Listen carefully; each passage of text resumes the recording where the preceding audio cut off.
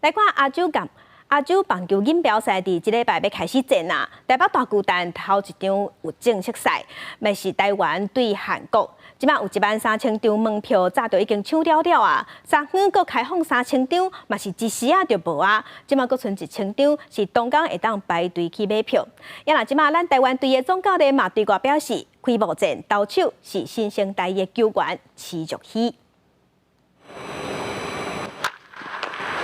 亚冠赛结束啊，亚锦赛的国手全部拢到2月29到开幕战的台北大巨蛋来练球。第中日总冠军战摕到上有价值球员的投手徐若瑄，是第一摆来到巨蛋，一直讲真心息，而且还未正式投球，就发现有一寡所在的适应。后面的那个断层比较高，可能有时候前12垒的时候会突然落差太大。有比较软呐，因为好像其实踩久都会有那个痕迹在。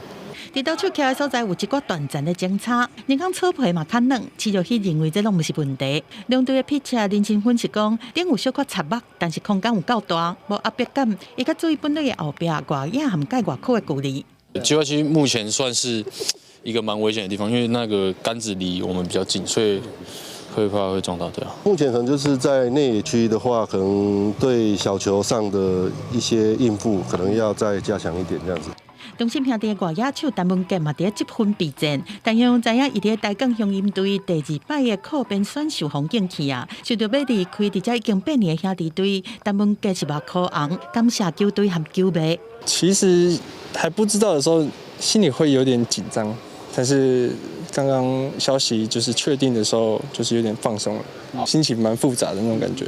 陈文杰讲，虽然已经有心理准备，但是心内真复杂嘛，真唔甘。但是各有舞台，都要表现得更较好。即马伊上大的任务，都是伫咧亚锦赛，把家己的实力提出来，和队友做伙摕到胜利。记者综合报道。